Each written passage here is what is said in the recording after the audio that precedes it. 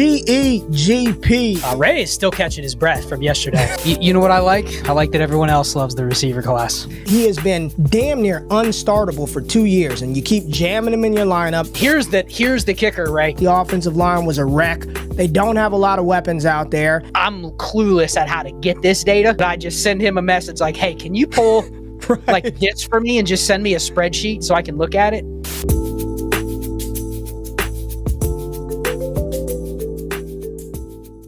GEGP, welcome back, everybody. This is Destination Chill.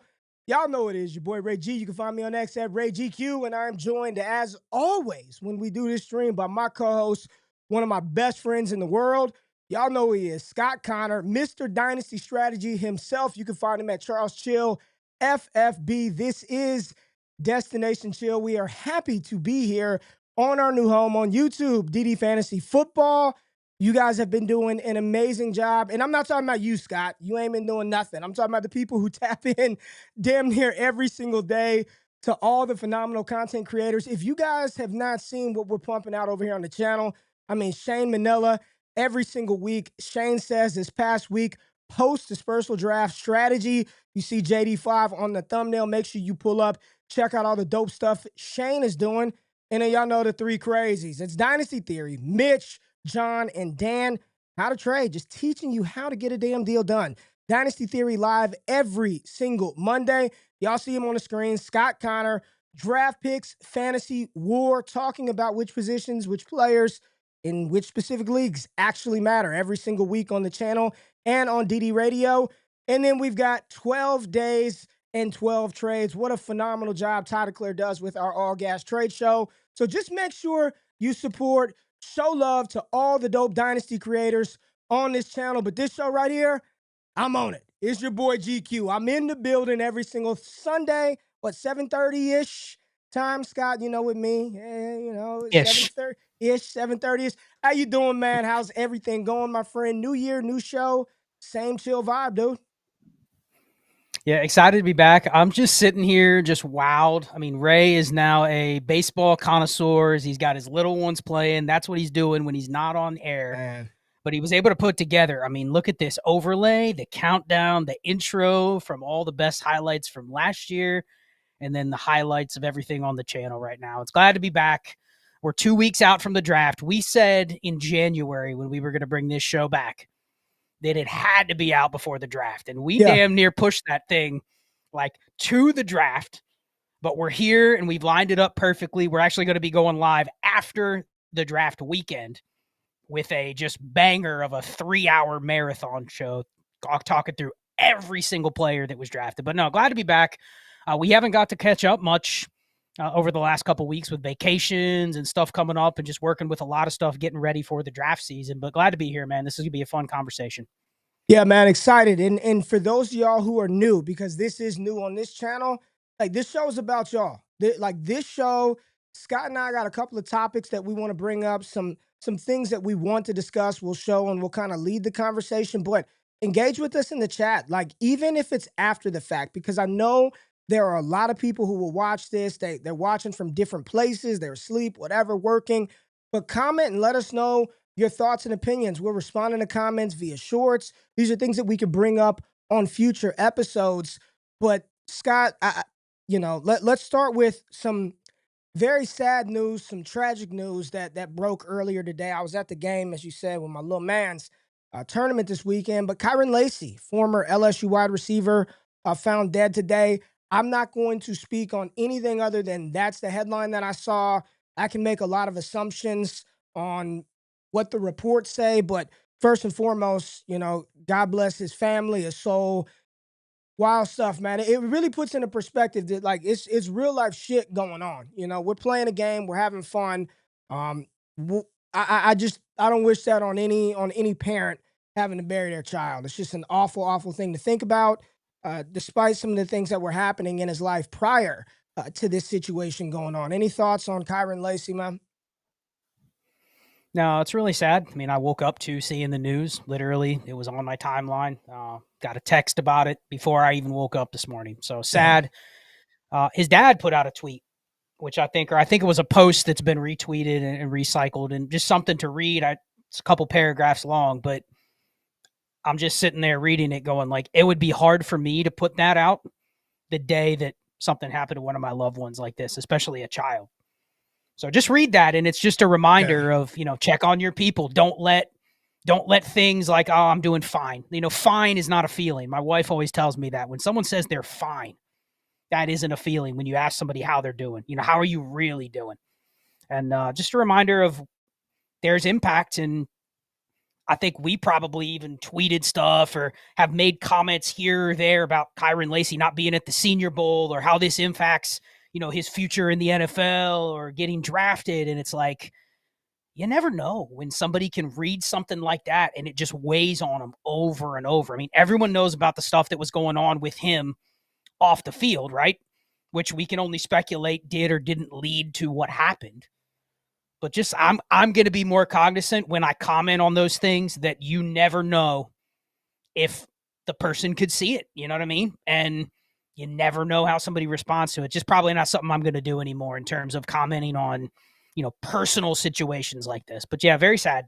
Very sad. Man, I've got two people who were close to me in my life that both played collegiate football, who are both no longer here.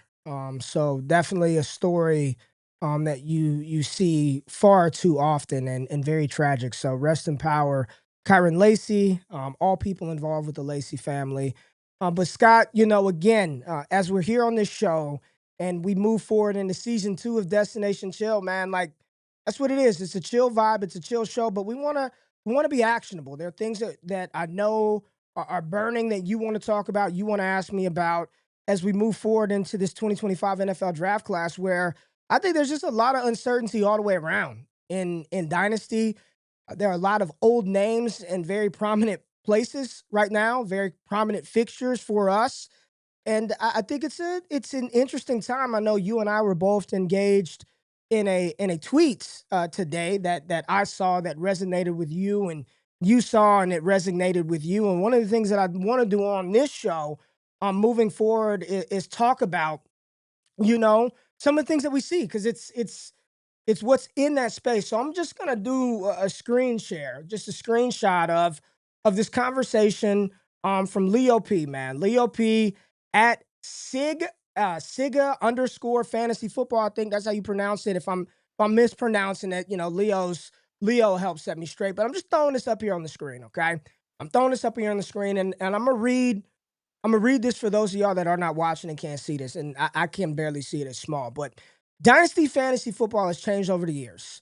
So many resources now, tons of year-round content, and even with all that noise, there are more talented, in quote, sharps in this space than ever before. That said, there was such a big advantage to being good at rookie evals 10 to 15 years ago. All right. You could tell me to stop at any point, Scott, but it's only 5 tweets, so just bear with me. Now, rookie guides and 24/7 content uncover every layer and every positional sleeper.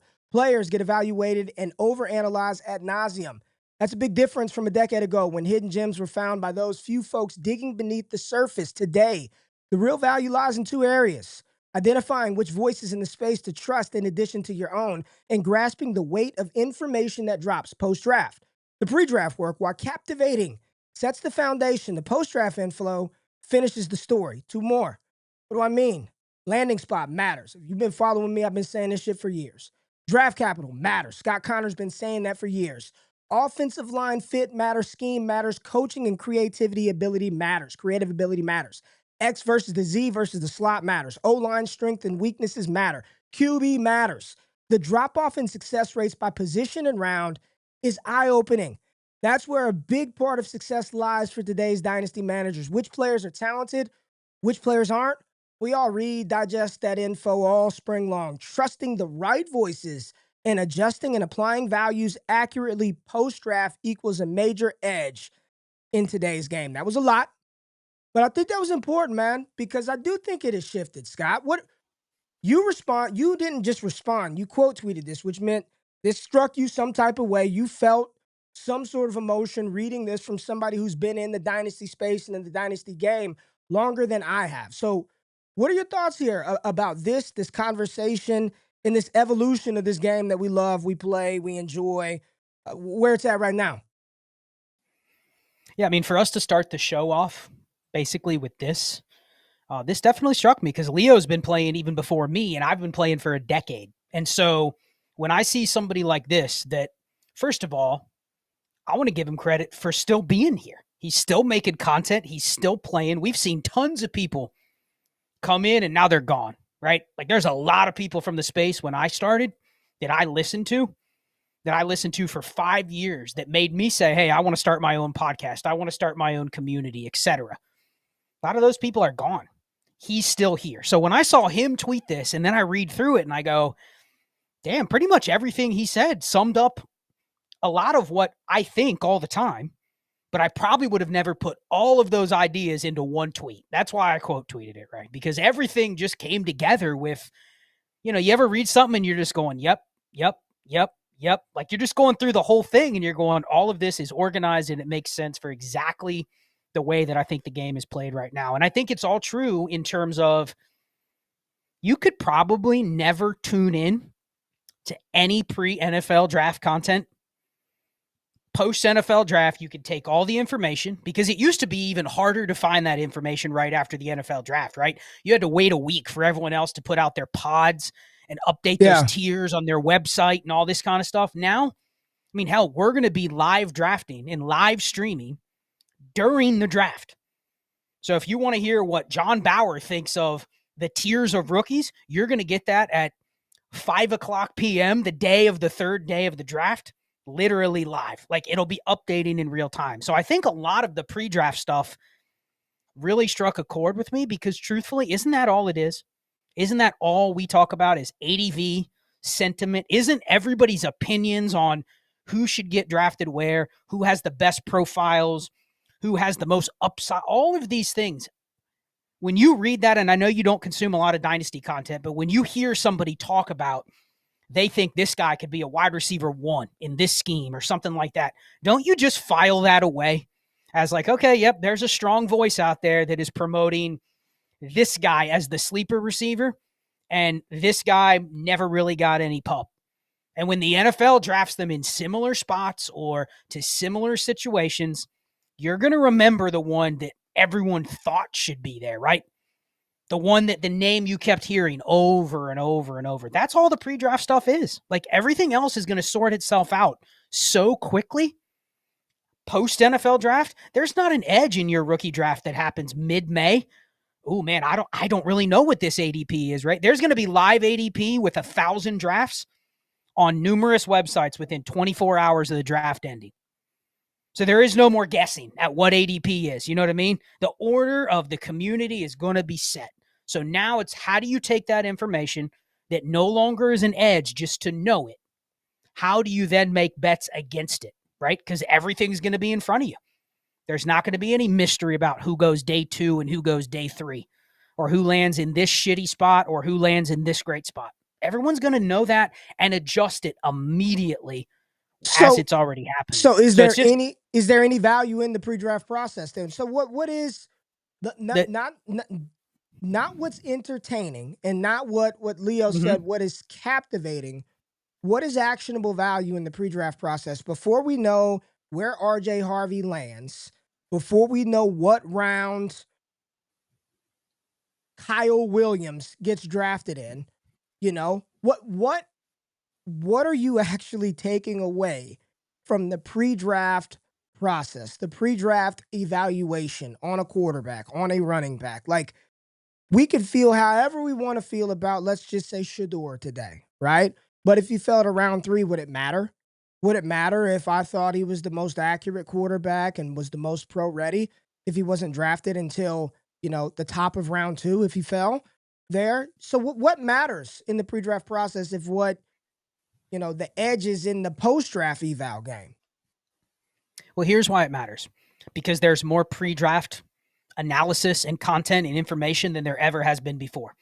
So I do think... Is that good? Is that good? I think it's good. I think it's good because, I don't. On our channel, we've put out... Well, I'll explain how you can use it. Here's where the edge is. We've done 15 mock drafts on our channel since January, right? Yep. And they've always kind of taken a little bit of the same flow, but they've changed over the last couple months as we get new information. But I think because there is so much pre-draft analysis, there is so much pre-draft information, there is more bias, there is more anchoring that is in the space now, meaning, yes, all of that's going to change post-draft, but there's going to be lags in certain leagues. There's going to be lags that you spot in your individual markets, in your individual leagues, and that's probably where you want to make those bets, right? There's going to be some big risers and some big fallers, but we also know that a player, can you think of a player right now, an offensive skill player, that if we had the community right now mock, they would put always in the first round? But you could see post-NFL draft where people go, ugh, maybe that's a guy that probably should slip a little bit. Does a name come to mind for you? I have a couple in mind, but does anybody come to mind for you, skill player-wise? Who you got? I mean, I'm thinking it's probably one of the receivers. It's probably a Buka or Burden that people constantly mock. Those are the only two, and I just... Oh, here's another one. I can't see a realistic world where they fall to a point where they're kind of not discussed in that range, man. There's another one. What about the RB5, whoever it is? Sure. If that guy goes late second, early third, and then there's a couple other running backs that go mid, late third, early fourth, but people hate Quinshon Judkins' landing spot, but they love Scatterboos and they love DJ Giddens. Then that range of it's these top 5 running backs that have to go in the first, then it gets a little muddy, right? Where that and the 5th guy could fall a little bit down and people go, yeah, you know what? There's not that big of a difference between drafting the RB5 at the 110 versus the RB6, 7, 8 at the 202, 4, 6, wherever they end up going. So that becomes a little bit muddy. But there's going to be a couple players that fall. And this is just the first, second round. There's going to be players that people right now think are going to be second round rookie picks, early third round rookie picks. And then you go, wait, I mean, RJ Harvey's one. There's a lot of people in the fantasy space that like him. I've seen mocks where he's in the 7th round, 6th round. I mean, I heard from some people that came out of the combine and scouts said, yeah, he's a good back, but he's a late day 3 guy at best. Okay. So if he goes in the 5th or 6th round, he better nail the landing spot. Otherwise, there's just going to be other players at his own position that are going to be preferred above him. Now, because your league, I mean, you ask a lot of people, RJ Harvey's, I mean, hell, I was listening to Hayden and Josh the other day. I think he's their RB3. You know, you got a lot of people in the space. He's in the top 10. That's what I'm saying. They're like, but when he's the RB15 off the board and he's a late 5th rounder and the spot is lukewarm, there's going to be a debate. You're going, well, hey, I didn't have any bias on RJ Harvey. I'm going to put him down at the 312 now. But that's the type of player someone will still take. Oh, man, I still really like him. I think I can justify taking him at the 302, right? And there is an edge there if you're willing to make a strong bet one way or the other, whether that's trading out of that pick, and this applies even higher levels in round 1 and round 2. If you're willing to kind of go against that adjustment period, that will happen. Right. There will be players, people will not adjust quick enough, even with all that information that Leo laid out, they will just flat out ignore it and go, yeah, you know what? Another one I can think of is Harold Fannin. There's just people that are just going to like him, and they're going to talk themselves into wherever he goes. It's going to be that team took him. They have a plan of how they're going to use him, right? Forget about who else is on the depth chart. It's just he's going to be one of those, we have a plan for him, guys. Which means even if he goes in the 4th round and you're like, man, I don't know if I really like this spot. I'm not sure what the plan for me drafting him. That's still probably a player that's going to lag a little bit ahead of where he should go with all the new information. I like what he said, where he said the difference, and he said a decade ago. I'd venture to say it was a lot shorter time frame than that. But where he talked about where you could spot hidden gems, finding those hidden gems. Oh man, I need to pay attention for that guy. I think about one of the most cult crazy hidden gems of last fantasy season. And I just asked you, do you think it was a byproduct of his immense skill set because there's so much film that people watched on Holy Cross? Or was it the fact that Jalen Coker was in a situation where there was nobody else to catch the ball and he got opportunity? Which one was it? What made Jalen Coker a real sleeper for fantasy football? I'm asking you, was it, and I'm just posing the question here. Was it the fact that he was this elite route running prowess from Holy Cross that the NFL just got wrong and passed over 250 plus times? Or was it the simple fact that he was in a situation that there was nobody else around and he got opportunity? He was clearly better than whatever trash was out there at Carolina on the outside, and he got opportunity. But had Jalen Coker landed in Cincinnati, like what? Again, I'm asking you the question: what is the power in the pre-draft process evaluation of the rookies, where ultimately you are trying to, I agree with Leo. The real edge is understanding where they land, what kind of scheme they're running, how much opportunity can you realistically project for those guys in that offense. And that varies from all 32 teams. Not what I thought in fucking February when I watched 82 snaps of the player. You know what I'm saying?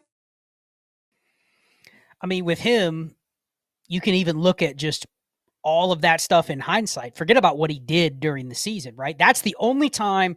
Hell, Ray, he wasn't even on people's radar. I mean, there were some random people that, had heard about him before and maybe have said, because when you find out that he's not drafted, right, and he's at a spot where nobody cares about, you're not going on your podcast in June pumping him up like, oh, man, he's going to be a wide receiver too. You know what I mean? That's just foolish, because everything in that situation tells you that's not a realistic outcome.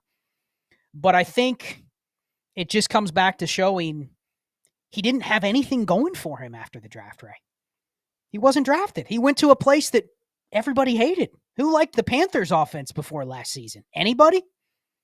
Did anyone at all like the Panthers offense before last season? You're smirking. No. The answer is no. The answer is no. So let's see. I'm thinking of the Family Feud when they get an answer wrong. The big X on the screen. Okay, so small school, kind of little known profile, X. UDFA, X. Panthers, X. And then it's not like he came out the gates smashing. You know what I mean? It took a little time to see what happened with their receiver room. And so you can understand why nobody knew about him, talked about him. You could say a thing about Devon Vele, right? They had like 6 receivers going into the preseason. You're going, who is this guy? But I think the key is that's like the extreme example of, I don't think the community got that wrong in terms of picking him or not picking him in rookie drafts. Hell, I didn't even pick him up off waivers. I think where people get it wrong is when you actually see something. This is why with like the Trinity tool, it's so nice to be able to see, okay, he's being used this way, but he just hasn't had the game that puts him on anybody's radar yet. That's when you have to make the bet, right? Like that's when you have to decide, okay, I probably shouldn't be wasting roster spots on this guy in May just because I liked the school that he went to or something like that. But when you see some information, it's adjusting and being able to adjust immediately. Because if you waited, and now let's say you really like Jalen Coker right now, you've had to wade through all of this stuff. And if he escapes the NFL draft, let's say all they draft is a 3rd-round receiver, right? They're going to bring somebody in, most likely. But if it's not somebody that's threatening, there will be people that go, you know what? He might be their wide receiver 2 this year. You know what I mean? Then you make the bet, am I going to buy in at the current market price? Right. And that's it. But the market price has already been adjusted. There is no, well, he's still not, somebody, he might be somebody that people want to sell because of where he came from, but that's where you're making the bet. You're not making the bet on last year's information. You know what I mean? Yeah. So I think that's an extreme example. Can you think of one that's like Tyrone Tracy's a good one? Yeah, somebody brought up Tyrone Tracy in the chat. Tyrone Tracy was a NERB on a 53 that the only reason he was ever on my radar because he had running back eligibility. Remember when he declared it was receiver/running back? And you're going, okay, how is this guy going to be used? And then it turns out he works out with the running backs. He's drafted as a running back. He's used as a running back. And so begrudgingly, I remember updating my post-NFL draft tiers where I lump in all the RBs on a 53 and kind of how I would prefer them, 1 to whatever, right? Because you still got to tier him. He was just in the range of, sure, he got drafted in the 5th round and he was on a depth chart. And supposedly smarter people than me say he's a good pass catcher. But I didn't prioritize. I would be lying if I said I prioritized him over right every other running back on a 53 that was ahead of him. You know what I mean? They were all the same, so I didn't get a lot of Tyrone Tracy for that reason. Had you had conviction, though, and been willing to say, you know what? I like Tyrone Tracy better than I like Braylon Allen, who was probably in a worse spot. Wouldn't you agree? Behind Breece Hall, right? Like if you truly looked at immediate opportunity, which one did you think would have more? Same with some of the other running backs that you just couldn't stomach putting him above those guys. That's where the bet was. It wasn't when he started to smash and you go, well, damn, now I got to pay a late first to get him. Then it becomes an equally bad bet, but it's been overcorrected. I'm just asking. Braylon Allen went higher in rookie drafts than Tyrone Tracy, right? He did, but it was because people, if Breece Hall goes down, this is a league winner. They already attached that. It wasn't even just that. Like Anthony he said it earlier. It was the ADV. People like Braylon Allen way more than Tyrone Tracy 2 years before the draft even took place. And he was bigger and younger and all of those things that drive people's ADV. He had all of them, and Tracy had none of them. Had all of it. Had all of it. So, Debbie Cake says in the chat, why can't it be both? Sure, I didn't say it couldn't be both. I'm just asking the question, which one was it? Why can't it be both skill set and opportunity? Well, it's not the skill set if the player was undrafted. Then you can't keep leaning on. I guess you can lean on that. If you play the game where you're like, I don't care where they get drafted, I'm going to trust my scouting process, be my guest. I've learned, by and large, it's probably just not the way to go.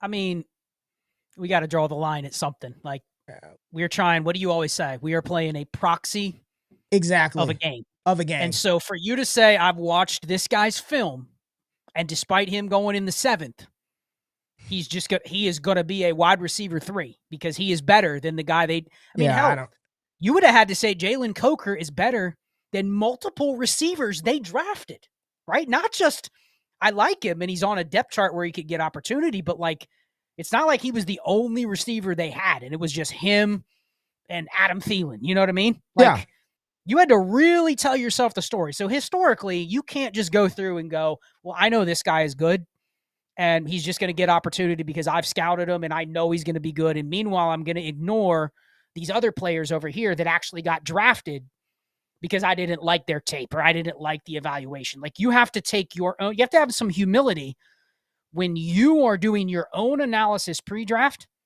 but then you're trying to give other people advice post-draft on what to do. Because I think people are too smart, and that's why I'll give credit to people like Matt Waldman. We always talk about him. Post-NFL draft, he will revamp all of his stuff and say, here's where I would actually draft them. And he's already adjusted for all of the other stuff that's now been introduced. But he'll try to say, okay, I am still higher on this 6th round running back, and I may draft him ahead of this 3rd round running back. Now, I can say that's not smart historically, but at least he's explained that pre-draft he had the 6th round guy ahead of the 3rd round guy. But the NFL has told us that maybe we should put those closer together, and you can get an edge by using ADP against your league mates and just make a bet based on my information. That's how to use post-draft stuff. But if you're a content creator, like, you can't just get on your show and go, well, the NFL none was wrong. None of stuff NFL screwed it up. Yeah. I mean, so.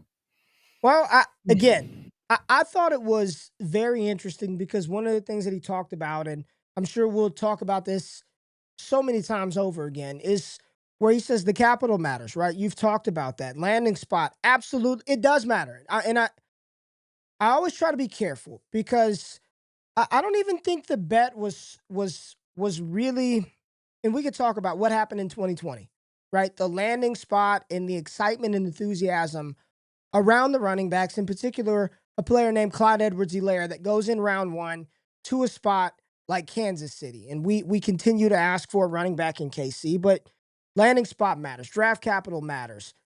Offensive fit matters. Scheme matters. Coaches. How do we in fantasy football move forward with a side of the game, of this proxy that we play, that I think is 100 times more important than your pre-draft evaluation of a player's skill set? How do you use this when that information is not readily available? That information is not easily digestible. That information cannot be communicated, consumed understood and comprehended by looking at a colorful chart with colors and lines. How do you take that and apply it to the game or the proxy of a game that we're playing to be better in this thing of fantasy football? Because I think that is so important. The goddamn QB matters. You don't think QB matters? Well, look at the Trinity chart. Look at every team that's below the regression line. All them receivers were volatile or sorry as hell, right? There's so much data out there that can show you, yeah, the QB matters. The situation matters, but that stuff is not. Show me a website where you could just get on right now and be like, show me where's a good situation. You know, which players should I draft or stay away from? How do you use that? How do we use this moving forward? Because I do think that's the next evolution of the game. Well, I want to start with this. I mean, I'll answer your question because I think it ties into the second part of my answer. But I want to go back to what you said. Draft capital matters. Because I've been thinking about this a lot, Ray. You and I preach inside our community, on our content. And I think a lot of people out there, unfortunately, have been forced to adapt to playing Dynasty this way. And I'm not going to say what I blame specifically for that because I don't think it's one thing. But it's a much shorter window game, right? Yeah. Yet a lot of the data that people will cite to kind of combat or use in conjunction with NFL draft capital is based on antiquated outcome results that just don't apply to today's Dynasty game. Like, I don't care about historical hit rate when you're looking at 6 years of a player's career. I don't care about draft capital for running back when your assessment is day 2 matters more than day 3 because day 2 guys are most likely to get second contracts. I don't care about any of that. I care about all the shit that comes before those outcomes are even realized. So that's why I've started to look at draft capital through like a war perspective. Then it really, really starts to become obvious that, yes, draft capital matters when it's in the top 50 picks. Yep. When the NFL drafts a player high, it matters.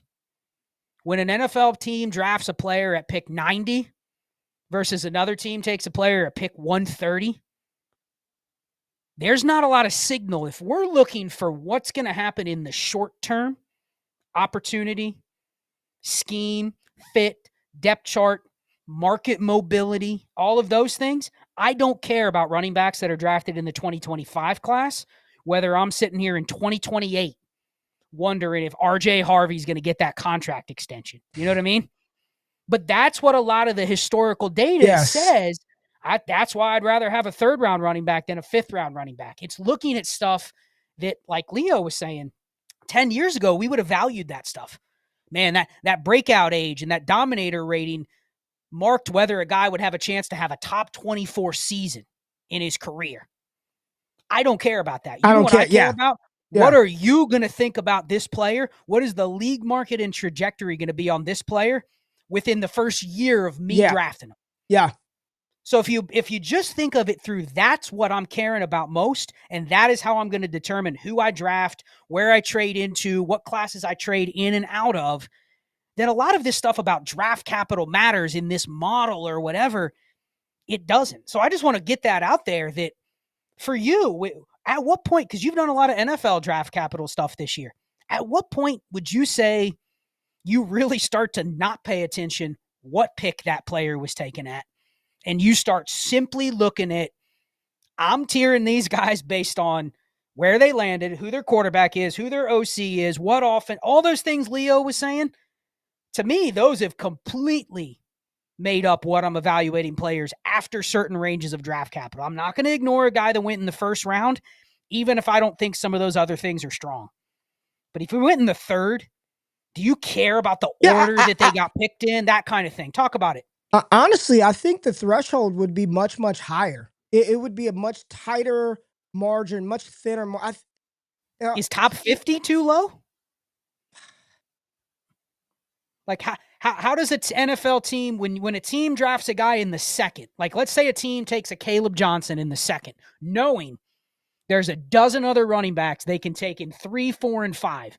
Does that signal to you? And maybe it's year by year, class by class. Like if they take him at RB5, knowing they could have gotten Devin Neal at RB15, the team is speaking volumes about what they think about one fit versus the other. Let's just think about this. Put just all the other shit aside. Like, wouldn't Mhm. each draft class sort of dictate?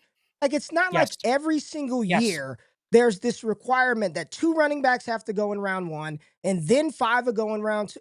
Every year, the strength and the depth of the positional players in that class will either float or sink a certain position, right? If you've got a draft class where you have more viable or sought after quarterback prospects, they go higher. People do silly things to move up. Therefore, it pushes other players down, right?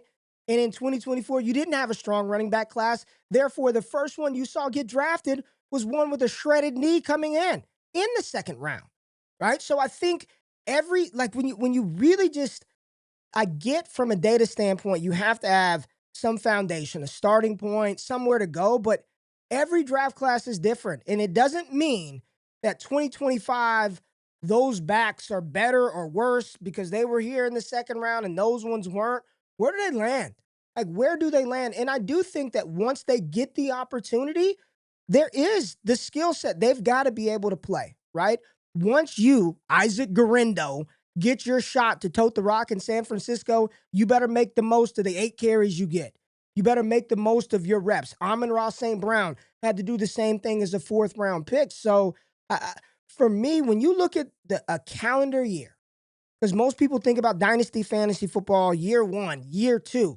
Inside of year 1, there are probably like 12 mini seasons in that league for how people feel about certain positions, how people feel about certain players, how people think about their league, roster scoring.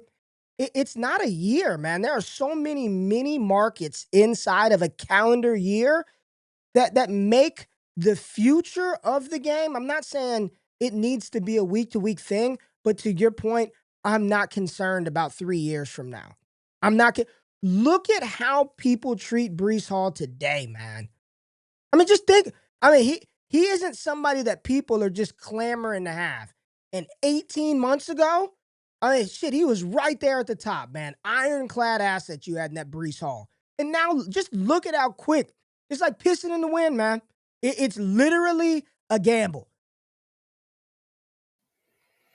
Yeah. I mean, and I think there's some good comments in the chat too about, teams only get, and you've done this a couple times on your mocks that you do. You will pass up a player in round 1 because you go, man, I know, because I've done this exercise how many times? I know in round 2 they're going to be able to get their choices of this, this, this, this, and this. So it might be better to take this position here because maybe it's, they're in the same tier. Like, teams draft differently. Not all teams draft on big board and just take BPA. I'm sure there's some teams that draft on, we need this. You know what I mean? We just draft on need versus a different style. But teams only have 1 or 2 rounds or 1 or 2 picks per round. And so once you get deep enough in the draft, I think you really have to consider, okay, I'm in round 4 of this NFL draft, Ray. This is probably a guy the NFL team thinks could start, but isn't like penciling him in as a day 1 starter, right? So they're probably factoring in, okay, how many other picks do we have in the draft? Where are some of the depth questions we have on our roster? And that may determine whether they take the running back there or they just take one in the 6 and then they sign a couple UDFAs. You know what I mean? To them, the margins are so slim. But to us, we sit there and go, oh, man, round 4 capital versus round 6. That must mean something huge. And we see this, and we may see it this year's draft too, where teams take multiple running backs or multiple receivers back to back. And you go back historically, half the time, Ray, we're wrong on which one to the individual team we want when they double up on a position. So that should kind of speak to, like, I just wanted to punt home that there has to be a line. And for me, I'm just using kind of like top 50 as the baseline. To like anything below that, I can start to abandon that number and that order much more in favor of stuff that the Trinity tells you, the stuff that profiles and situations and schemes and all that second You know part what I don't care? to your question. You know what I don't care about that draft order? When before the season, all the beat reporters are telling me Brian Robinson is going to start. Don't give a shit where he got. Could not care any less about he was in the 3rd, 4th round. Once that the rumblings were B-Rob was going to start at running back, couldn't care less. Sign me up. Give me that Brian Robinson. You know what I'm saying? I just believe that because I don't think teams look at it that way, man. How many times have we seen teams draft a player, same position, one goes round two, one goes round four. The round four guys on the field over the round two guy, right? Once you get there, you got to be able to play. I think the real sort of issue is how quickly do you buy in? Once you see it, once there's a trend, once there's a pattern, how quickly do you see it? And then maybe more importantly, Scott, maybe the more important question is how quickly do you abandon the draft capital? At what point do you say, you know what, man?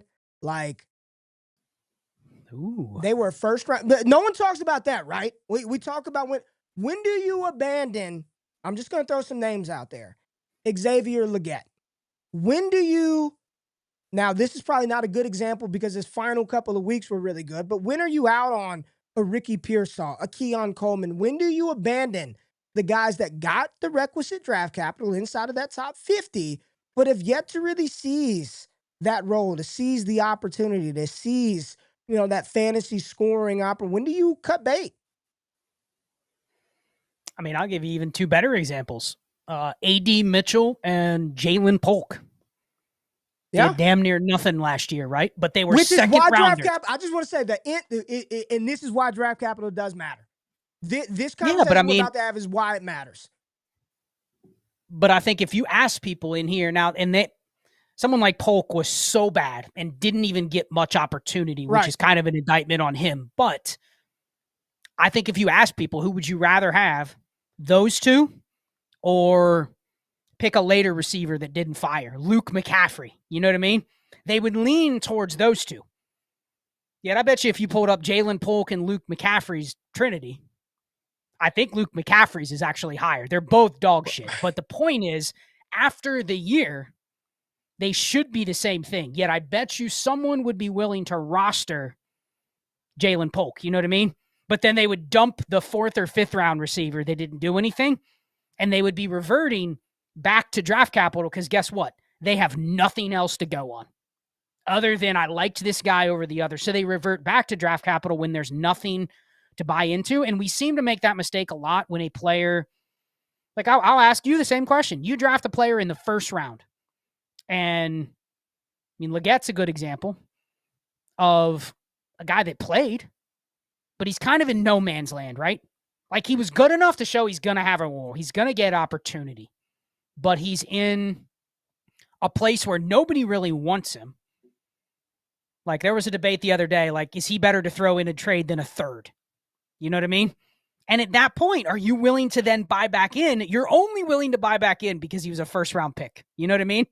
Yeah. There's nothing else that makes you go, man, I really should add a couple of these because this is signaling something that's coming in the future. So we play it both ways. But at what point do you just decide, hey, you know what? If I can get a 308 for Xavier Legette, I'll just draft another guy this year. And I'm comfortable with the goalposts have moved closer together here, that even if I'm wrong on him and he becomes Rashad Bateman, did you really lose anything? You know what I mean?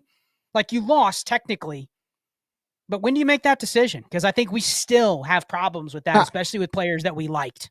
I just want to tell you quickly, you are pretty good, sir. And this is an awful example, but you are correct. Luke McCaffrey is that McCaffrey and Polk? There goes McCaffrey and Polk on the Trinity tracker. DDFantasyFootball.com shows usage. Is the best usage tracker in the game, man. And there goes Legette. I got Legette on the screen right there. But Luke McCaffrey, a 1.72 usage score in year one, and Jalen Polk, 1.6. So, yes, McCaffrey was high. Here's the thing. When do you cut bait? I'll just say this. Based on how receivers were just used last year. We're not even going to go back 6 years. Just used last year, he is right below kind of the threshold that you want as far as being used to run around. And with him being right at the threshold, combined with the fact that everybody in Carolina is clamoring for another wide receiver, Adam Thielen is back. It seemed like they prioritized him coming back.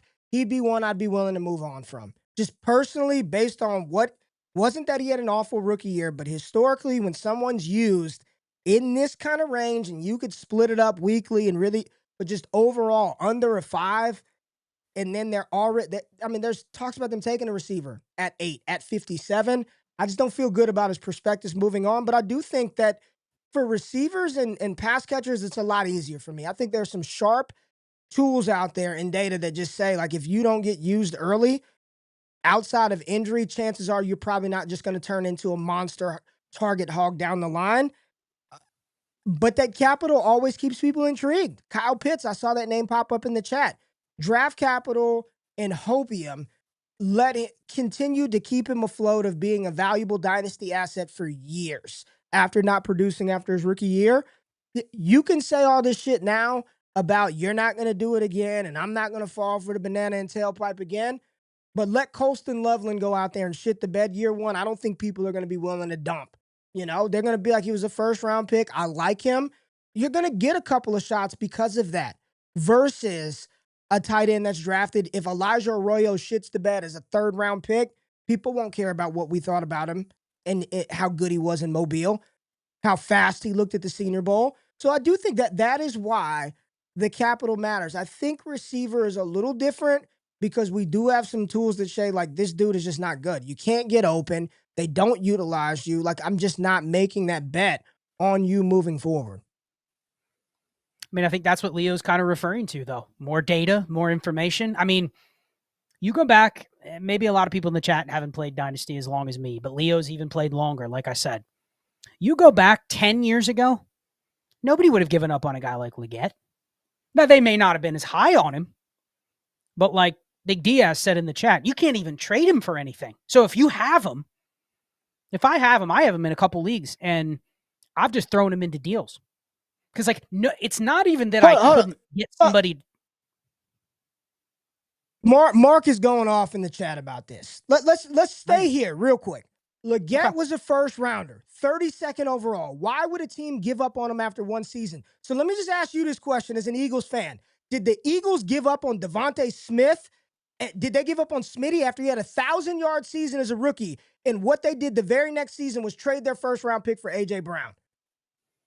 Has nothing to do with giving up on a player, but at times you don't think that the Carolina Panthers could sit back and be like, this guy can't operate like some of these other number one wide receivers in the league. And while he may be very good, we probably need to find somebody that's better suited to do the shit that we need them to do on the outside for Bryce Young. That does not mean that the team is giving up on Xavier Leggett. But here's the thing. In fantasy football, I don't give a flying fuck about the development and what he can become 2 to 3 years from now. I need points in week 8. And if you can't produce in week 8, then you're not. What are we doing? It doesn't mean that they're giving up on him after a season. It doesn't mean that. I think we sometimes speak in absolutes because we do play fantasy, right? But we are talking NFL terms. The team's not going to give up on him. He's going to be on the field. He's going to get an opportunity. The draft capital is going to ensure that for most circumstances, right? He's going to get another year. But what my point was that the fantasy community years ago would have taken Leggett's rookie season and said, okay, he can grow into it. Maybe he can become a wide receiver 3, wide receiver 2. You know what I mean? But now, because we have information like the Trinity and other tools, we've already skipped ahead 5 steps in the process, and we've even admitted that Xavier Leggett could become what? He could become a decent NFL rotational player, Ray. He could. But we've already known, okay, if that's all he becomes, it's not whether he's going to hit an elite outcome. We've moved the goalposts closer together, and we've said, best case scenario for him is he probably becomes a usable rotational receiver, right? That could be fantasy relevant. Like Rashad Bateman's a good example. Jerry Jeudy's a good example. Those are guys where if you said he became either of those guys, you'd be like, damn, they kind of rescued him from the gutter where he is right now. You know what I mean? Yeah. But then if I asked you, do you want Rashad Bateman? You'd go, no, he's not worth anything. You want Jerry Jeudy? Yeah, maybe I'll give you a second down the road. You know what I mean? Like when we've already realized, and there's enough data to go, that's why the Trinity's so good. You can probably look at his Trinity in year 1 and go, his ceiling is low enough that I've just moved past steps 2, 3, 4, and 5, and I just don't even want him. You know what I mean? I don't want to buy him, and the ones that I have, like I said, I can't even trade him 1 for 1 because dynasty managers have gotten smart enough that, sure, if I cut him, they would pick him up. But when I say, hey, man, I really like to get that 302 for you so I can draft my running back that's there, they go, nah, I just don't see the outcome for Leggett that I would even want on my roster. So they've skipped ahead and already deemed him.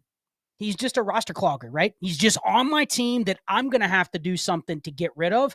So his value really should be, I don't know, late second, early third that represents the bet that he could be. But most managers just go, they've just skipped all the way to the end of the story and go, dude, he's nothing. I don't even want him, which is why you see comments like from Big Diaz, I've tried to put him on the block. No one even wants him. The thought of even picking him on your roster in lieu of a draft pick, it's just, nah, I'm good. You know what I mean? And that's how a lot of people have played and have started to change how they look at receivers, especially. Because, I mean, dude, you invented the Trinity tool. It gives you the answers to the test before it's due with pretty good certainty, right? It's not perfect. Yeah, it's like lit. Here's my thing, talk man. about it. Well, this is, I'm just going to, like, I wish we could spend some time. We need to go through receivers, but. Put that comment up. Put AJ's comment up. That sums it up. Where's Bottom, AJ's comment? Next comment up. 2 comments up. Legett's worth a roster spot. That one. Leggett is That's it. worth. That's how every person that has him thinks. Man, I don't want to cut him yet. But damn, I ain't going out there trying to add more. You know what I mean? Like, and that is what it is. Here's why every mock draft person in the world has mocked a wide receiver to Carolina either at pick 8 or at pick 57. Them the only 2 picks. It's either Jalen Walker, Shamar Stewart, Ted McMillan at 8, or Jalen Knoll in the 2nd round. Here's why. Without looking at anything, I just put up Carolina and the pass catchers, tight ends and receivers. That's Carolina versus Chicago. On the screen, you see people who scored over a 5. Their usage score, their Trinity was over a 5. Adam Thielen, DJ Moore, Rome Odunze, the only ones that even crack inside of wide receiver 3 territory, the only 2 that are above the average regression line of people who do similar wide receiver stuff was DJ Moore and Adam Thielen. Xavier Leggett is to the left of Rome Odunze, right? So when you look at Carolina, you don't think that an NFL team can say, dude, there was really nobody. Even as good as flashes that Coker showed, there was nobody even there for Bryce Young. This is why they are in the conversation for taking another pass catcher. That doesn't mean that they're giving up on Leggett, but he probably isn't that great. He probably is not. And just because you were picked in the 1st round, I'm not the one to say that just because he went 32, he's better than Ladd McConkey that went 34, right?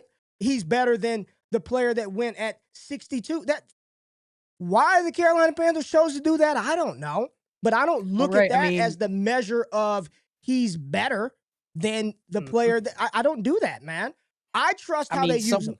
I trust how the team has told me what they think about him.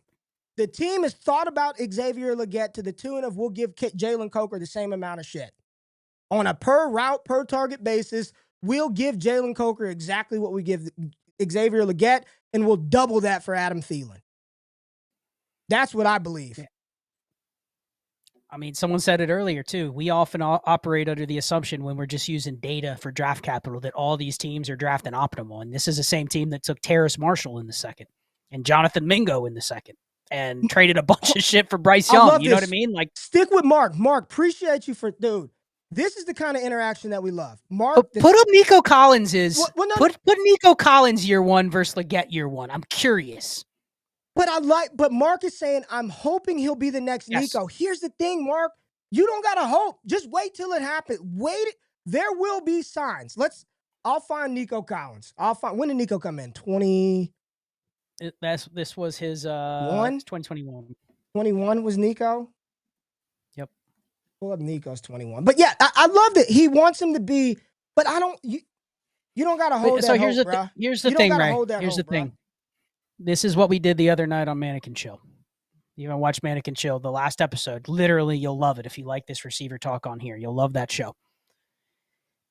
You'd have to just understand that when you take, and this is something that Shane's really good at, when you take the data from Xavier Leggett in year 1, forget about all this stuff about the Panthers and should he have gone in the 1st, right? If you just take the data from Xavier Leggett in year 1 and then you apply everything going forward, think about how much of a disconnect is saying, here's what we know about him in year one, Ray, but I hope he becomes the next Nico Collins. And then you deconstruct Nico Collins and how he became what he did.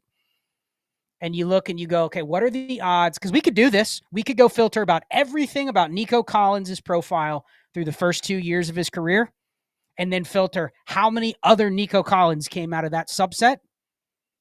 I mean, we're talking 1 out of 1,000. You know what I mean? Mm-hmm. So when you apply a 1 out of 1,000 outcome, it's kind of like saying, man, I really hope I win the lottery today. And that's why I keep going in and buying $10 of Powerball tickets every day. That's fine, but acknowledge you are not making a bet where the odds are in your favor. So if Mark has 20 Dynasty teams and that's your bet that you're making, like, you got to kind of think about, okay, it's a 1. Let's just give him the benefit of the doubt and say it's a 1 in 500 chance that David Leggett becomes Nico Collins. How do you want to spread that money out? You know what I mean? Do you really want to bet on that over and over and over and over and over? Or are you fine with maybe just having him on one team? And if that becomes the outcome, fine. But I agree with your point. If you hit a 1 in 500 ticket, the way people value the 1 in 500 ticket after it hits, they'll go, dude, that was such a fluke. It's never going to be repeatable. That's when you buy in. And one thing we took away, then I'll let you get to the Trinity. We looked at all of the outlier receivers that didn't fit that top 50 criteria, right? And then when you filter to the ones that showed the elite production right away, you want to know who those names are? There's 5 of them. Who? That were outpicked outside of the first 3 rounds. I could guess. Look, okay, give me the thing. They were picked over outside the last decade. We'll make it. There's 4 receivers over the last decade that scored 13 or more points per game for their entire first 2 seasons in the league. So they had to do it from the rip. Amon-Ra. Amon-Ra's one. Name the other 3. Said outside the top. Outside the first 3 rounds of the draft. So they were over day the 3. Last decade? Last decade, yep. AB's got to be in there, right? Nope. It was before. With drafted, he was before. Oh, okay. Drafted in the last decade. So drafted since 2000 and I think 14 was the draft we cut it off at. Anybody after that, but there was 4 receivers. Okay, Amon-Ra's Alex one. nailed one in the chat. Puka's the other. God damn it, man! Let me try. Who did that? Who got it? AJ. Don't read the chat then. Name them. Amon-Ra, Puka. Who are the other 2? And they scored 13 off the rip. No, cumulative. Terry so they McLaurin. Couldn't have had a good rookie Terry year McLaurin. and a. Nope, he was a 3rd round pick. Outside the what? Top 3 rounds of the NFL draft. Give me a hint. Well, you got Amon-Ra. You got Puka. Got that. Yeah, I got Puka. 2 more. The other one's in the chat. So if you want to read the chat real quick, you'll see. Who's Tyreek. The other one? Tyreek. Ty Hilton. T.Y. Hilton. Tyreek. Tyreek Hill. Oh yes. Shit, Tyreek. I was thinking Tyreek Evans. My bad, dude. Gee, I don't know why I was thinking Tyreek Evans. I'm sorry. Hey, this is a football show. I'm Ray's thinking about Memphis point guards here. D Rose. The other one was Stephon Diggs. Diggs. Okay. So, we would have been here. We would have been there all night. The point was there was something. I mean, and it's hindsight bias because you look back, all 4 of those guys have had great careers, right? Thus far. Yeah. But there was some signal there to go, man, if you would have just bought into the guys that were at, not just here, but here,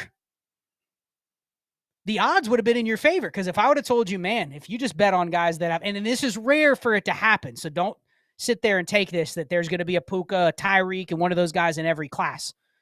But remember the conversation we had 2 years ago with Puka? When you start seeing it, the answer is usually to buy in at the full freight because it's not going to cost you the full freight. Because if you start filtering those players outside of the fact that they were not drafted in the first 3 rounds, you're going, damn, that's 4 out of 4 that have become Hall of Fame level or close to on trajectories. That's a pretty good hit rate. You know what I mean? It's not a first-round receiver anymore. It is a, damn, the signal is there. That's why something like the Trinity is so powerful. So remember that this year, when that 4th round Torrey Horton is smashing through 4 weeks, like that, I'm not saying he's going to be the one, but that could be an example. If he does, you can much more quickly abandon all of the stuff that we would have talked about previously, and with a little more confidence, maybe buy into, hey, what I'm seeing isn't a fluke. So just want to put that out. Here's Let me see Nico. Here's how that Nico went. Because to be fair, I mean, I haven't seen it before, so I'm very curious what this looks like. That year one Trinity was pretty shit. Legette's was better. They were both 4. I mean, it was a 4.28. It's pretty low. Okay. Next season, it jumped up high in 2022. But you go look at his counting stats. He had 400 yards back-to-back seasons. So there still wasn't. That's why nobody bought into it. Here's what happened for Nico Collins. This ain't no Trinity. It ain't got his route. Let me tell you this. His routes didn't get better in 2023 from 2022. His route running did not increase significantly. This was the change right here. Here's the change. That's the change. That's what happened to Nico Collins right there on the screen. C.J. Stroud was drafted number 2 overall in 2023, and he came in and he lit it up. They had a confident damn quarterback that could get the ball to the pass catchers. And yes, Nico Collins was probably pretty good when he could stay on the field.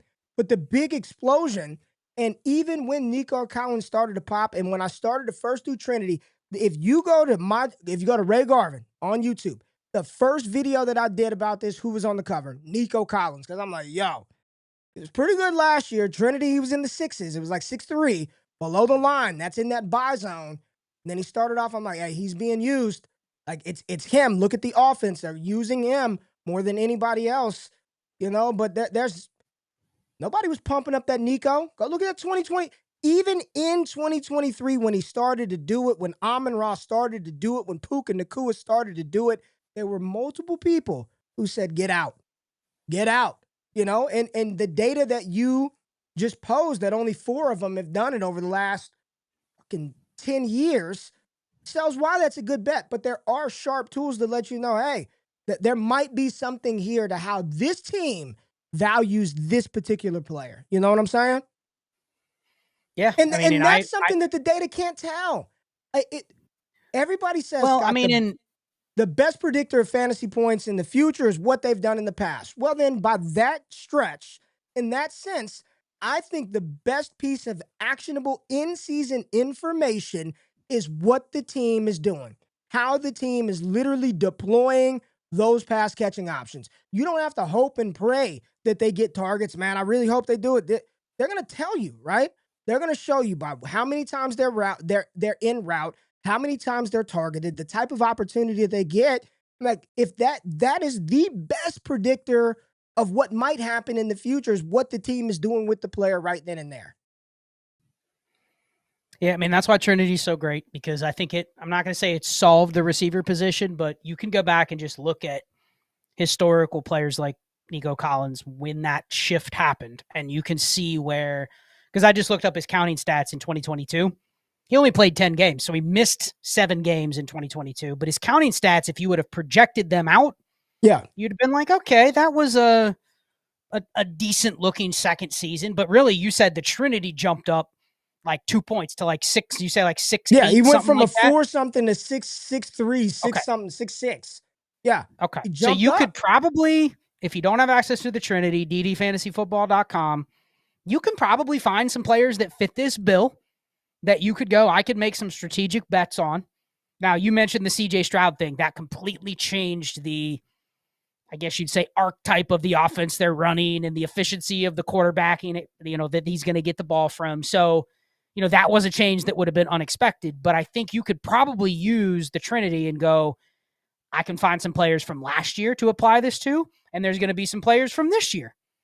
So until we see that, to your point, though, until we see that signal from Legette, and you will change tunes on Legette. If you look up through 4 weeks and his Trinity's at a 7, you're going, absolutely, okay, maybe he could be Nico Collins. But until you see that, I think what we're trying to articulate is there will be at least for now, until hopefully everybody buys the Trinity and then everybody has it and then there is no more lag. But there will still be a lag. Like Josh said in the chat, there were people last offseason still not buying into Puka. Want me to give you some names? Want me to give you some names that are in that what I call buy zone right now? Oh, yeah. Okay. I don't even have it on my screen, but I'm curious. You don't have it on your screen. I'll start low and give you, they're all inside of that wide receiver 3 threshold. And just, again, it ain't 100%, It is not 100%, but these are all players who were used pretty well. The team utilized them a lot, but they were all below that regression line. I'm going to give you some names, okay? Give you a tight end, okay? Give you a tight end, and any tight end scoring above a 5.5 is great. Hunter Henry, okay? Below the regression, I'm just giving you some tight ends, giving you a name. Wan'Dale Robinson is there as well with the 5.7 score, 10.5 fantasy points per game last year. Darnell Mooney, there again, 6'4", 12 points per game. Marvin Harrison Jr., higher tier. He's inside of the low-end wide receiver one kind of threshold for usage, 6'5". Here goes another name. Nobody wants this player. Guaranteed not many people want this player. Higher Trinity, usage score than Marv, limited opportunity. Hollywood Brown, 6'7". Hollywood Brown, 6'7". Now that's very limited sample size, but yes, keep going. I like this. Romeo Dobbs, Calvin Ridley. Nobody. Dude, Romeo Dobbs is he's the least desirable of the three receivers already on Green Bay, and everybody wants Green Bay to draft another one. So okay, that's a damn near free one. I got a couple more below that line, okay? This is a higher tier. Now we're going up a little more. Jacoby Myers, below the line, over a 7, which is... I mean, dude, you mentioned Jacoby Myers and Hunter Henry. I mean, you could have probably put them on this list for like 5 straight years. Okay. You know what I mean? They're good players, yes. Cortland Sutton. Okay. That one's jumped the shark. See, keep going. All right. I got to take away. Christian Kirk. Okay. Here's the last one. Here's the last one.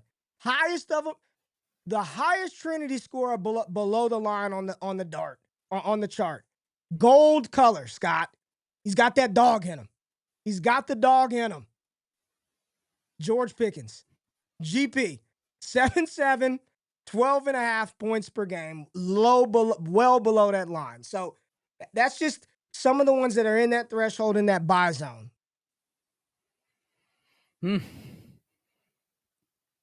Yeah, I mean, all of those names, I think that is a very interesting range to look at, because all of the names you said in the second subset, they are desirable. It's just there's probably circumstances with somebody like Pickens that make him less desirable, but that's because there's probably a cost-benefit analysis. You know what I mean? The person with Pickens is going, I know he's good. People don't like his situation, so he's less likely to be traded. But guys like Cortland Sutton, like, people have bought into him. Jacoby Myers, like, these guys are valuable to teams, not necessarily to trade away, but that's a lot of times because the analysis, if you have a Jacoby Myers on your team and someone says, I'll give you the 310, you're like, you immediately go, well, I might as well just bet on him repeating that Trinity. You know what I mean? Right.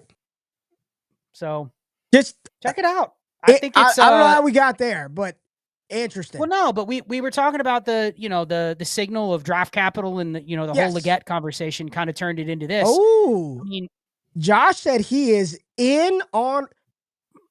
Okay. Ridley was. What are your thoughts? I don't know. We don't ever talk about Calvin Ridley. The only person that likes Calvin Ridley is Josh and Jay Rich.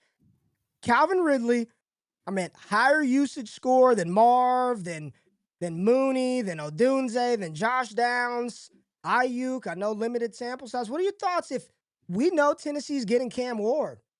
I mean, it is. What do you think here, Scott?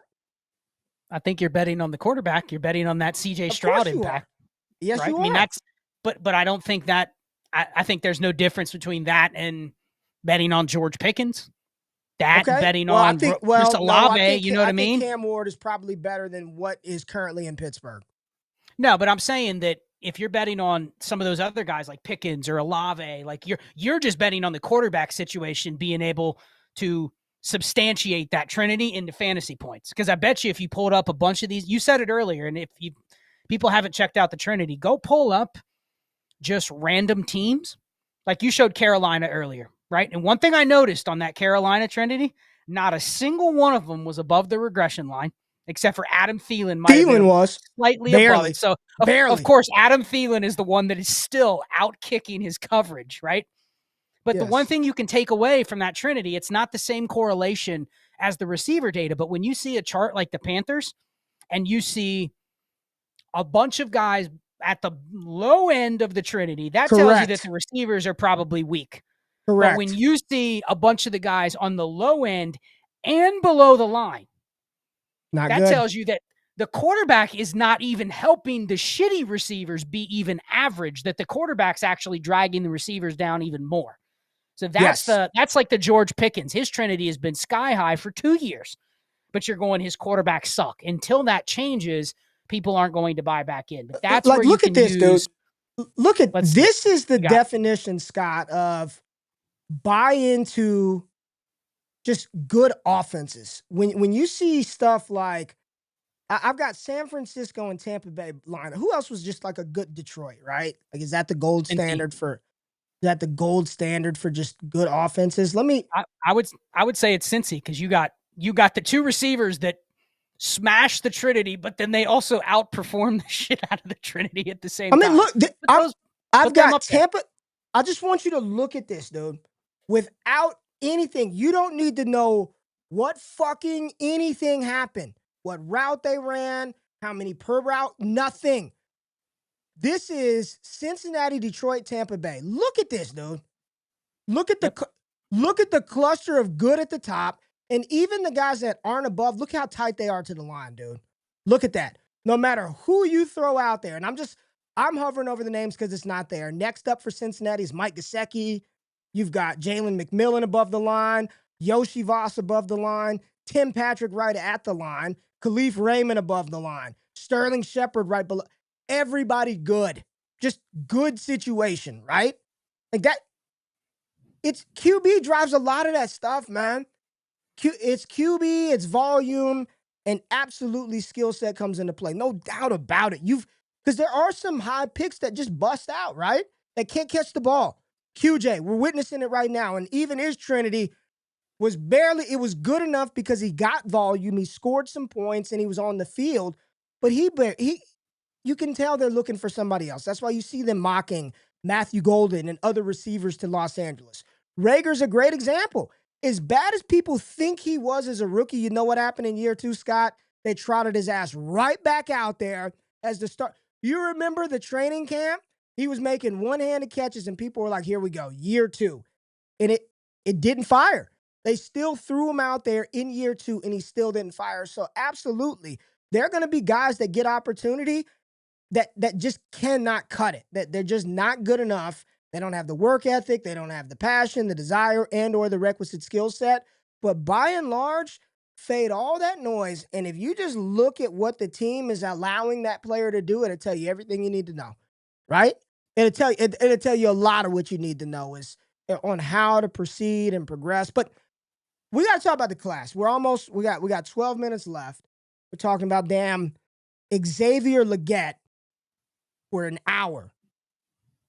2025 class, Scott. You guys are doing mocks all the time over here on the channel.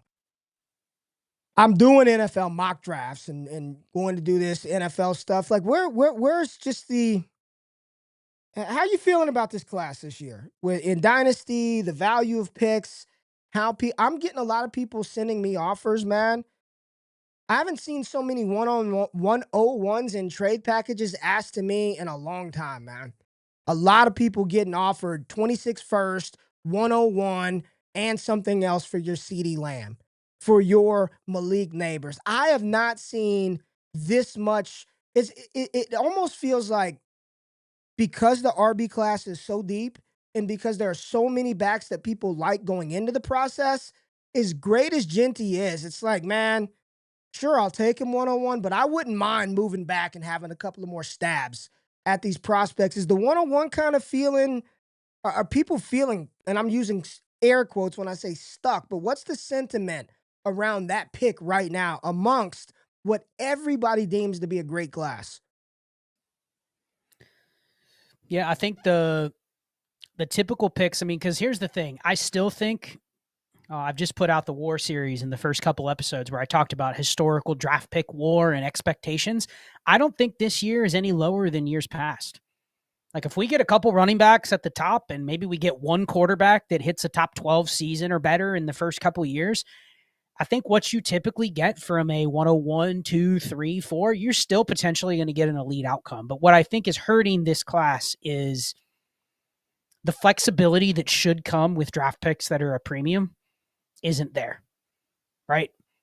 Like if you have the 101 or 102, say that again. I think You said the flexibility of what? The flexibility that typically comes with those high picks is just not there this year. I think if you have the 101 or 102, you kind of have already pigeonholed yourself like, man, I can either take Cam Ward, but I don't really like Cam Ward. I'm going to probably just end up with a running back. And that's a good asset. Hell, both the running backs that go in the first round this year at 101 and 102 in rookie drafts, those are actually the strongest correlation to a running back picked high in a rookie draft. I'm not talking about NFL draft. You go back and you look at running backs drafted in the first 3 picks, historical ADP wise, at running back in rookie drafts, that's the highest WAR. It's the easiest to spot. Like we went through this with Genty. If he's drafted in the first round of the NFL draft and he's the 101, a consensus 101, which he will ADP, be, the odds that he posts a top 12 season in his first 2 years is like 75%.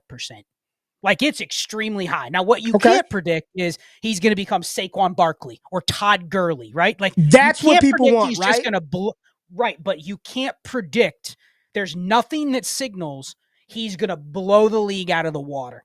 But what there is signal to say, dude, he's going to have a really good season in his first couple years. He might have 3 straight really good seasons. That's a very safe bet. Way safer than saying that I knew that Marvin Harrison was better than Brian Thomas and Ladd McConkey and all those guys last year. Receivers were not as good as picking at who the elite ones are. The problem with this class, Ray, is that if you have those picks, even with all that data, a lot of people are still so scared that their team ain't ready for Genty. Man, I just don't feel great about betting on a running back because if he does not become that elite outcome and he just becomes Kenneth Walker, think about that. If he becomes Kenneth Walker, who's had multiple top 10 people seasons, won't like that. People will go, that's a bust. That is a bust and a half. Why did I spend the 101 on that guy? But Kenneth Walker's probably a realistic outcome for at least one of Amarian Hampton, Quinshawn Judkins, and Ashton Genty. And realistic don't mean shit. The other 2 will be better. Realistic don't mean nothing in May, man. Nobody cares about realistic right now. But people care about realistic when you're trying to get off that 101 and you want to get the insulation of BTJ. Of course, after it's all done. But that's why you're getting those offers, Ray. I guarantee that person wants some level of flexibility, and they don't feel like they have that in this class. They already feel like those top few picks are spoken for. I haven't seen any. I have some rosters that have been so gutted at running back because of the way that I play. Dude, I have no interest in moving the 101. I mean, sure, I'd trade it for Malik Neighbors, you know what I mean? Brock Bowers, but shy of getting that, I have no interest because I'm not fearful of drafting a running back, but I still think a lot of people see no flexibility with this class because it's empty. It's empty outside of the top few running backs. And a lot of people still play it. I mean, we got a comment on our last mock draft that 1.75 tight end premium is we should quit doing any tight end premium because no one plays that. I didn't understand that, but there's a lot of people out there playing in leagues, meaning that's too high. Don't do any mocks anymore with any tight end premium because it's irrelevant. So there are a lot of leagues out there that people just don't play tight end premium. We think it's every league, but there's some where they go, I'm not drafting Colston Loveland at 104. You know what I mean? Yeah. So what do you draft? If your league only values elite quarterbacks and elite tight ends and elite receivers, what do you draft if you're stuck at 102? And all of those players are off the board. Like, that's why people are fishing, because they don't see the option of Cam Ward or Tyler Warren or Matthew Golden becoming one of those guys. That's why this class is hard to move picks. That's my assessment. Exactly. People like receivers and quarterbacks more. That's just the truth. Was it any easier to move picks last year? Like, I know we're living in this moment today. Yes. It was. Because there was 2 quarterbacks and there was 2 elite receivers. That's why. You had 2 receivers and 2 quarterbacks drafted at the top. Plus you had, you had Brock Bowers and you had Drake May. Well, let me say this. I push back. There were a lot of people who were the 2 elite quarterbacks. The top 4 between Neighbors, Marv, Daniels and Caleb were a locked-in top 4, whatever order you want.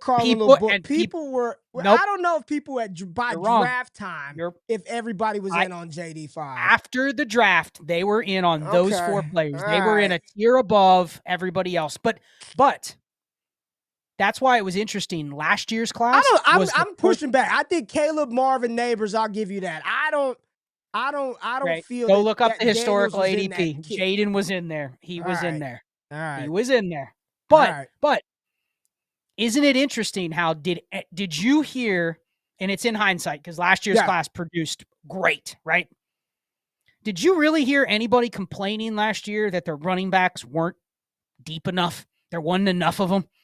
Nobody. No, because you could just go. You could buy into Trey Benson or Blake Corum or Jonathan Brooks. Tracy was good enough.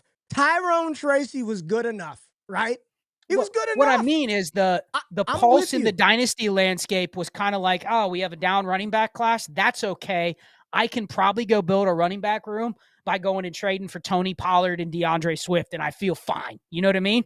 Yeah. This year, it's the opposite. We have all running backs. We have nothing else. So what's naturally going to happen?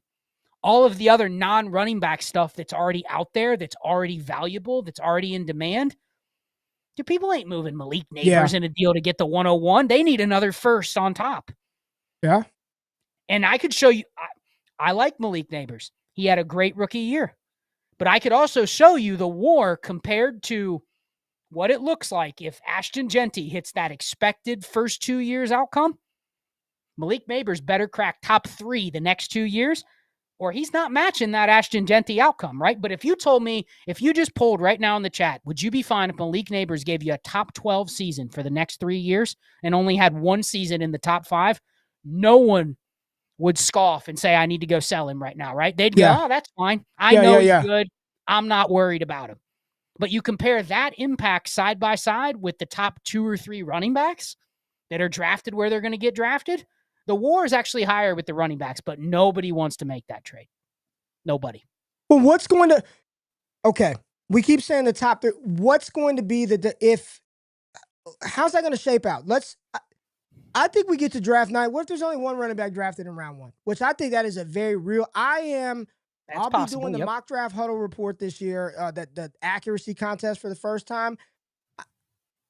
Today, I think it's Genty and then nobody else. And have you finalized your board yet or no? No. Not even close. Okay. Not even close. Right. If you had to submit it tonight, would you put Hampton outside the first? Yes, I would. If I had to do it tonight, Hampton would not be a first rounder. But what's going to separate them? What signals are there? We got to be quick here. What signals are there when they're all drafted in the second round? Or I'm not saying all, but 4 of them go in round 2. You get Henderson, you get Johnson, you get Hampton, and you get another one in round 2, whomever that is. Not even be Judkins. Whomever let's just say it is. Let's say it is Judkins, and only one of them goes in the first, and all the rest go between pick 38 and 60. But one of them goes to the Raiders, one lands in Kansas City, one is in Denver, and one is in LAC, right? Nobody will care how they had them pre-draft. They will sort by landing spot and who's blocked and who's not. That's it. You may have pumped Amarian Hampton as a potential first rounder, and he's my clear RB2. But if he lands to the Jets in the second, and another guy goes to a place where he's the dude from day one, you're not gonna have any issue bumping Travion Henderson over Amarian Hampton, right? But there will be some that go into spots where they're just kind of Trey Benson. Like I know people today hate Ramondre, right? But I don't think a rookie in the second round just comes in and takes over for Ramondre from day one. I don't believe that. I think there are a couple of spots where there can be some opportunity later. I don't think LAC in the second round that somebody's coming in and just taking all the work from Najee Harris, nor Jaylen Warren in Pittsburgh. So, you tell me, somebody lands in Cleveland in round 2. Are they just auto starting over Jerome Ford from the rip? Yes. Okay. Well, shit, I don't know. Well, okay. No. You say I don't know that answer. I say okay. You know what? My mind goes right to the community will say they will, so I don't care if it actually happens. If an RB lands at Cleveland at 33. But I'm asking you, that's your RB2. Real football, Are they on the field and Jerome Ford's on the bench not getting work? Is that a bet you want to make? Probably not. No, and it's also not the situation where I'm going, man, that offense is going to be top 10 in fantasy points this year either. So there is question marks, but I don't think My point is that is a spot where a perfect storm of I don't like the guy that's there. The guy that was there before him was really good. So whomever lands there, the ADV is going to be at a fever pitch for that situation. Just like Dallas. If Hampton goes 12 overall, yeah, he's the goddamn starter. But a running back in round 2, I bet you it's a 3-man rotation. I bet you it's a nasty cluster of everybody touching the ball for a little bit. I mean, as good as Bucky was, he was efficient. Bucky wasn't getting 60, 70% of the work in Tampa Bay. The offense was just dope as hell. Like, think about what Bucky had. He had 2 elite wide receivers with a quarterback that I guarantee you defensive coordinators were far more afraid of Baker Mayfield shredding them over the top than Bucky early on, right? Like, look at the environment that he was placed in to thrive, to be efficient, opposed to some of these spots, man, you know, you get there and all there is you to run the ball. We'll see, we'll see. I don't know, man. Well, and we can end it with this because I think this is a conversation we could take another hour.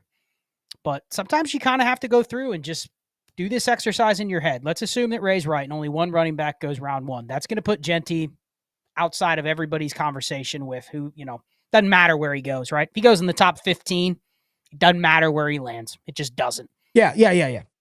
After that, though, go through your head and literally project every team in the second round could take a running back. And just don't even overthink it. Literally, before you go to sleep tonight, look at each team in the second round and just say, what if they took my favorite running back of that second tier? Caleb, Judkins, Henderson, or Hampton. How would I feel and how would everybody else feel? And obviously there's 4 of them, so they're all going to go in 4 different spots. But just mentally go, how would I feel or how would I react if someone put me on the spot on a live stream? Because this is what's going to happen when we're during the NFL draft, right? Hey, they just picked this guy. What do you think? My analysis is immediately going to go, what is the community going to do? Of course, yes. People going to view the Cleveland and Dallas landing spots as, holy shit, if it's one of those guys, that guy's going to smash. People may not view other landing spots that way. So just do that exercise so you have a little more preparation going into, because none of this matters until it actually happens. But at least have the thought go through your head of what could happen before we see it. And just go through that. How are you going to feel? And I bet you your gut feeling on, man, I don't really like that spot. There's other people that are feeling that same way. And that's the gut feelings you're going to have to be able to reconcile once it happens. All right, Scott, we got one super chat from Zach right here. He says, in my Dynasty Superflex 12 by 12, the first 3 picks will be RBs, and the only RB I got is Pacheco. What would you be willing to give up to move into 102, 103? I got 104, 108, 201, 207, 304, 226 first. Scott, I'll let you answer this one. I mean, it's a start 12. And our RB1 is Pacheco. So really we have just a body that's going to be on the team. That's it. Yeah. That's not really any expectation. But Ray, I don't know, man. Like, you know what I'm not doing? I'm not moving to the 103. You know what I mean? Like, I'm taking my this conversation we just had actually makes me feel pretty good about that 104 versus that 103, or definitely the 103 and the 102. Like, the difference between the running back I take at 104 and the one the person takes from me at 103 could just be the opinion on the landing spot. Preference. Yep, landing spot preference. I'm curious, what could he offer to move to 101? Are you confident enough in this RB class to give up the 108 and a future first to go to 102? Right now. Meaning I've now locked in, I get 102 and 104. Hey, when I'm paying big money like that, when I'm going to pay like that and I'm that close to the promised land, I'm going for gold. I don't want the 102. I want the 101. I'm not trading up to 102. Declined you. 101's declined you. Then I'll sit at 104. I'm not giving up shit. No. You go 108 and a first to get to the 102. I'm not. Gives you 2 top 4 picks. I'm not giving up. I'll just sit at the 104. He's got the 104 and 108. I'm not trading up to 102. That's what I'm saying. I'm not doing I'm saying, that. but you don't value getting 2 of the top 4. If really what you want is 2 running backs, you think No, you take because your really, chances on really just what he holding wants those is assets? what he wants is like, if I can't get Ashton Genty, he's asking is the guy that's going at 103 good enough or 102 good? I don't know. I want 101. I want to be able to control that. I want Fair. Ashton Genty. I don't give a shit about having 2 of them because I don't think that the 2 that will probably be picking there might not even be the right 2. Quinshawn Judkins, somehow he's the one that's drafted before all the other ones. And then that's who you're jamming into 102, 103. Like, I'd be fine with Caleb Johnson or Scadaboo or Giddens. Or this is the year when I've got as many picks as he has. I want the 1, or I'm just chilling at 104. I'll take a running back at 104. I'll take one at 201, 207, and 304. I will. I'm not doing that. That's me personally. I am not confident enough knowing that especially to tell him to make this move today. I don't know which one is going to be the one at 2 or 3. And the one that people in the community likes, let's just say Scadaboo goes in the 3rd round to Kansas City. There will be people who draft him very high. And I'd be fine making the opposite bet on a Judkins or a Sampson or whomever based on where they land.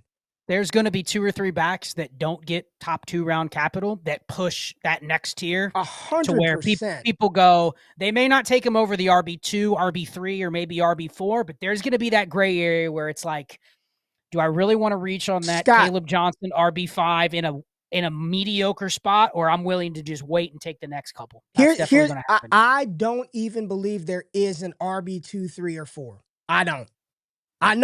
I know we've been fed to believe that it is 1,000% Omarion Hampton. That's fair. But I don't think it would be shocking to wake up on go to sleep on draft night and be like, damn, it was Travion Henderson. You know? Man, Martinez went way higher than I thought. And he's in a good spot. We will end here because I'm not going to get on a soapbox. A lot of the draft stuff that we have consumed, that you've done, that I've done on this channel, that most people are doing right now, you know what it is, Scott? Fucking entertainment, man. It's entertainment.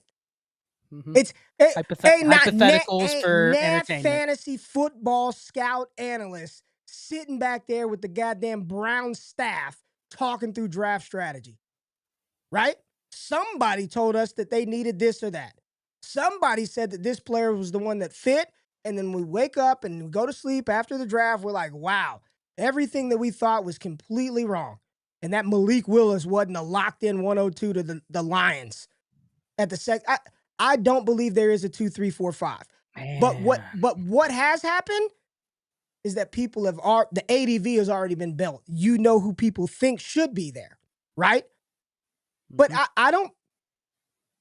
Let's just make a little wager. I'm going to venture to say that when we get to the end of the draft, them ain't the same top 5.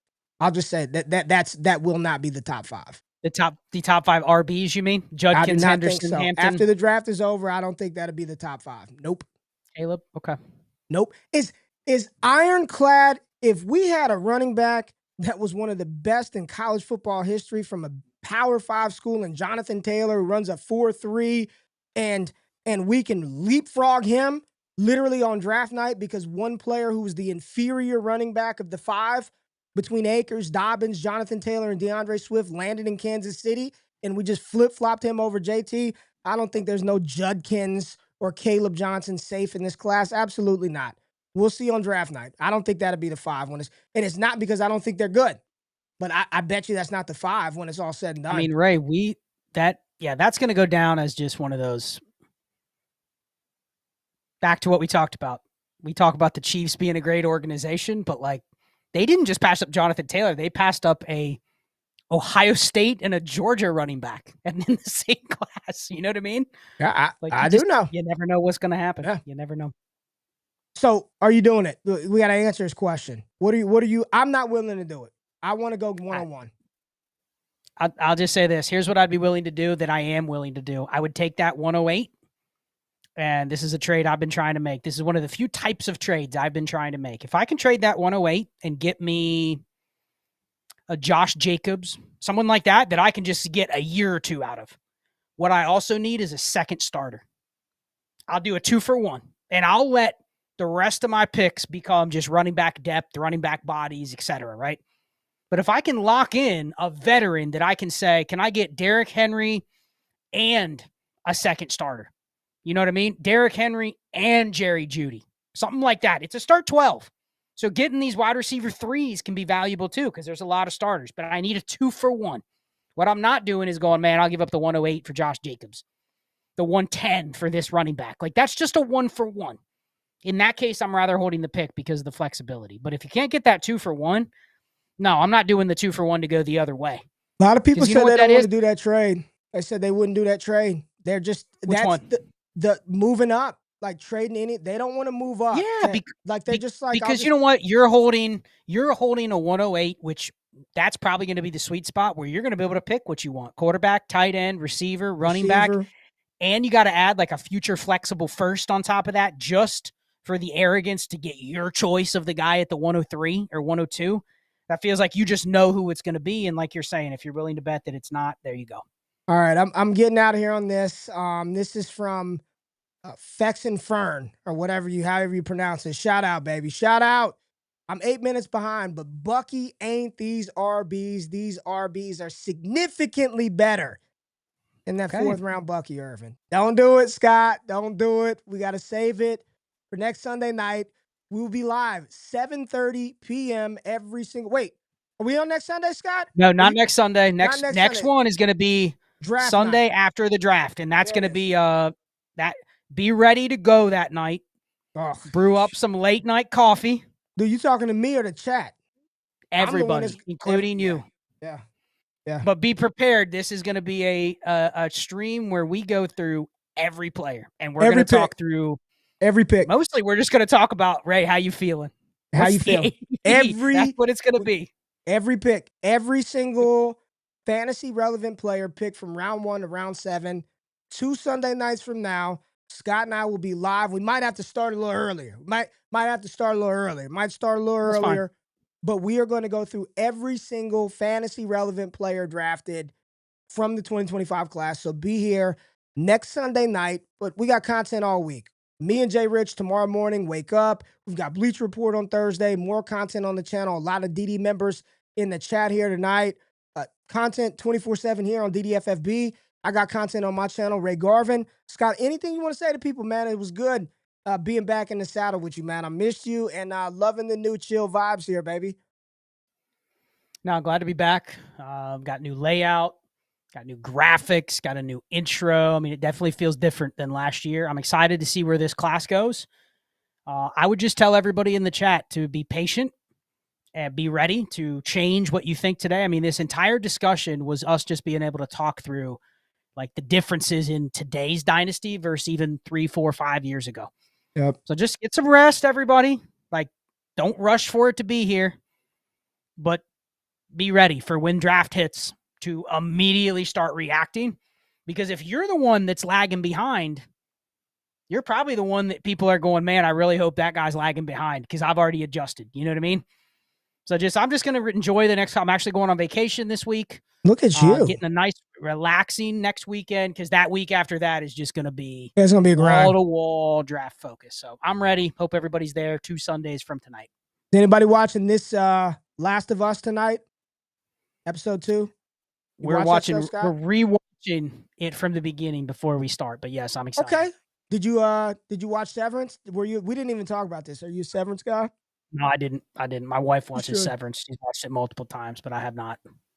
Come on, man. You got to get into that, man. We appreciate everybody being in the building. We got to get ready for the show tonight. Thank y'all for being here, chilling with Scott and I. Join the community. Real talk. Like this kind of free-flowing conversation happens all the time. We got a great group of people over there.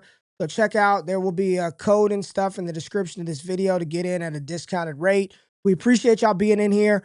No Destination Chill next Sunday, but be here after the draft. Full show.